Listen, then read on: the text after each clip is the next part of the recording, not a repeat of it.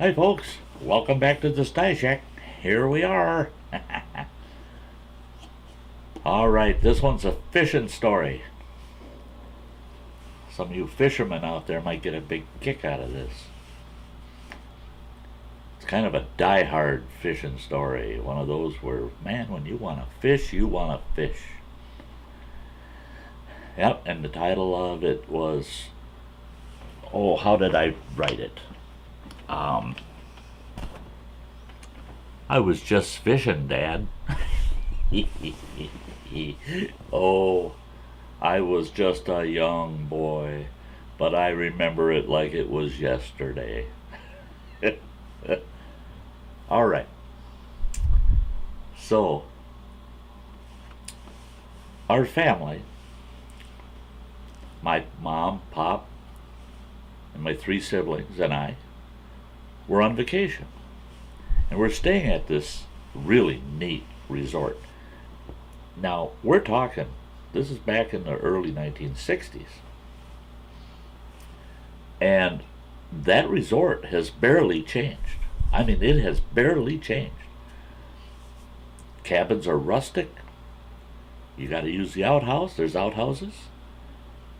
Each cabin has running water, and what it is it's nothing but a pipe with a spigot on the end over a basin to catch it in. A couple of the fancier cabins actually have a sink. And it's fresh spring water is what comes out of that spigot. No hot water, no such thing. All the cabins had fireplaces or wood stoves in them.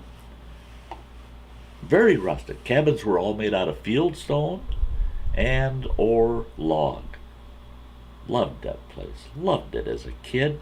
My mother and dad stayed at that resort in 1947 on their wedding anniversary. And my ex-spouse and I spent a few summers in the exact same cabin they had in 1947. Couldn't beat it. It's just as sweet as can be, that resort. The name of the resort is Camp Van Vac. Okay? And it's in northern Minnesota on Burnside Lake in Ely. You can find them on the web. They don't have a YouTube channel or anything like that, but they are on the internet. They are out on the web. If you want to see that resort, jump on there, take a look. Take a look at all the cabins are pictured on there. It's a neat resort. So anyway, back in the early 60s, there we are at that resort. Now the Burnside Lake is huge. It's just a huge lake. It's 20 some miles from the west end of that lake to the east end of the lake. It's a long lake. And it's easily anywhere from 1 to 4 miles wide, any given spot going down the lake. And that lake is full of islands everywhere. I think there's 100+ islands on that lake, and they're all rock islands. It's heavy stone. Everything's rock up there. Beautiful country, beautiful. It's a gateway to the Boundary Waters canoe area. Wonderful place. Well, I'm just a little guy, and I didn't want to get up early one morning, and that was one of the rules when we were on vacation, especially there. We're in the boat and heading out for fishing before the sun comes up. Well, that morning I just didn't want to shake it out that early. I shook it out, ate breakfast, went and crashed again. So they left me. They just left, and they woke me up and said, "You know the rules. You know the rules. Don't you get yourself in trouble while we're gone, and we're going out fishing." So my mom and pop and my brother and my one sister take off in the boat. My oldest sister, she's left behind. She's supposed to be my babysitter kind of thing, keep an eye on me, And really all she was good for was to report. Oh, he did this, he did that, and that. Yeah, she was good at that. She squealed on me in a hurry. Well, this kid at the resort, him and I were kind of buddied up, and we just go do things together all the time. And he was some kind of shirt tail relative to the owners. And he said, "You want to go fishing?" Yeah, of course I do. I always want to go fishing. I said, "You got a spot you want to fish along the shore here, or off a dock or something?" He goes, "No, I got a boat." I said, "You don't got a boat?" He goes, "Well, I can get a boat." Well, now mind you, we're about 7 years old, us boys.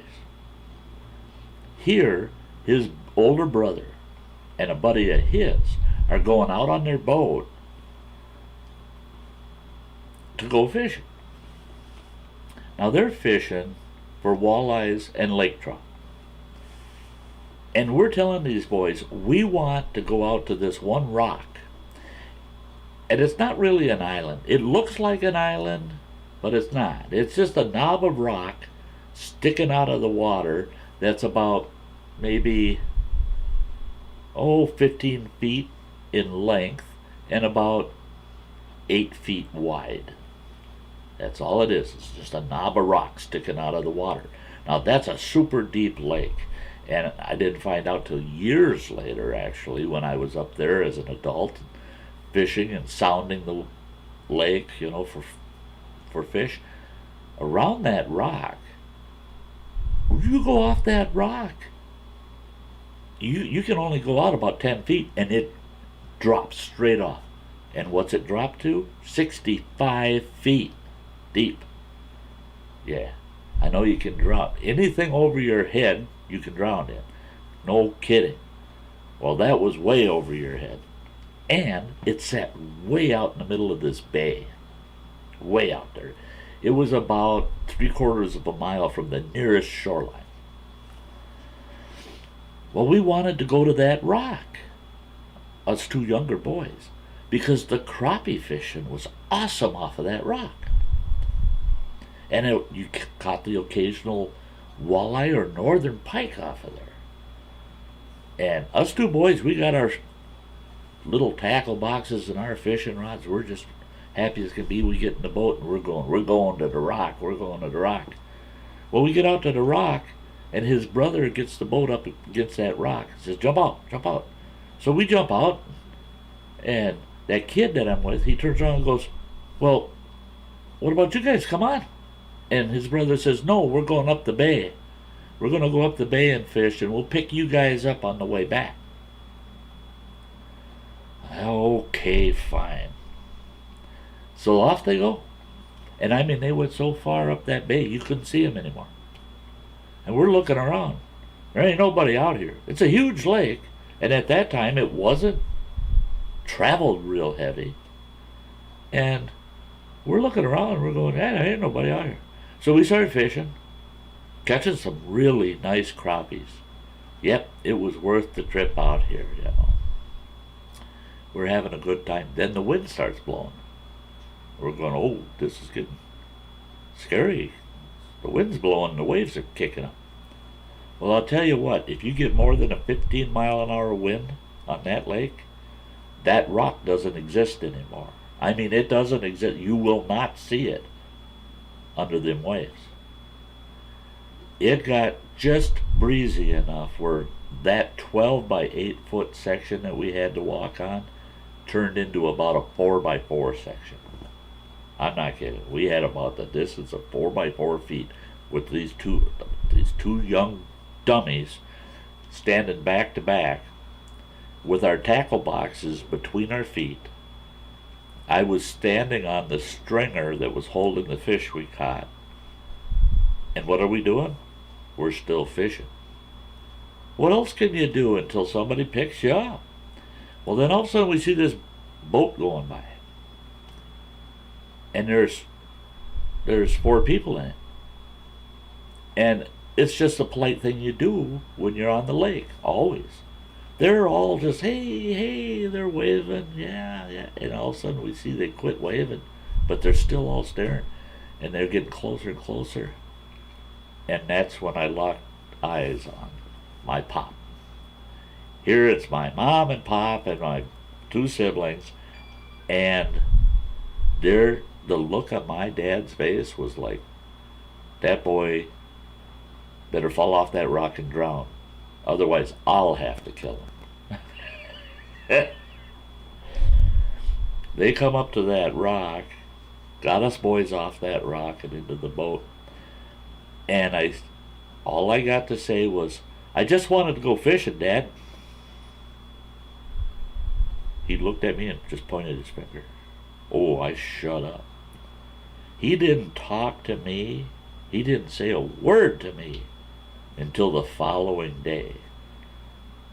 And then the first thing he told me was it took him that long to calm down, to explain to me how close I came to dying being out on that rock.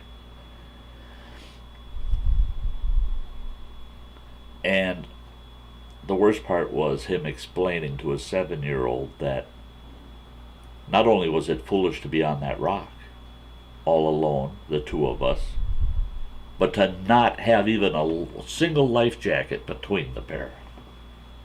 Oh, we forgot the life jackets. They're in the boat. Yep, we didn't have any life jackets.